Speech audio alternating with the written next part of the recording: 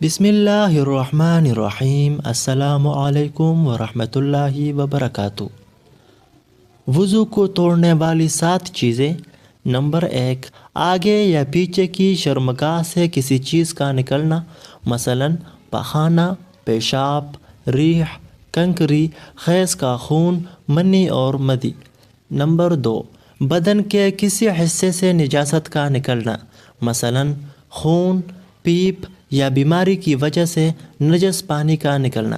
Number 3، بے ہوشی سے بھی وضو ٹوٹ جاتا ہے، خواہ بیماری یا کسی اور وجہ سے ہو، مثلا مرگی اور نشہ سے بے ہوشی آ جائے تو وضو ٹوٹ جاتا ہے۔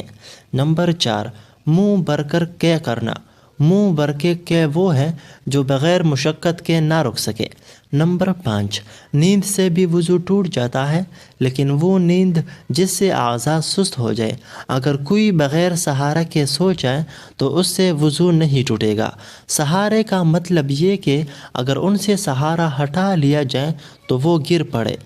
نمبر 6، نماز میں قہقہہ لگانا۔ اگر صرف ہونٹوں پر مسکراہٹ آ جائے اور آواز نہ نکلے تو اس سے وضو نہیں ٹوٹے گا، اور اگر اتنی بھی آواز نکلی کہ خود یا بالکل قریب والے شخص نے سنی تو نماز فاسد ہو گیا، لیکن وضو نہیں ٹوٹا، اور قہقہہ لگانے سے نماز بھی فاسد ہوگی اور وضو بھی ٹوٹ جائے گا۔ نمبر 7، مباشرت فاحشہ، یعنی بلا کسی رکاوٹ کے شرمگاہ کا شرمگاہ سے ملنا، خواہ مرد کا عورت سے ہو یا مرد کا مرد سے یا عورت کا عورت سے۔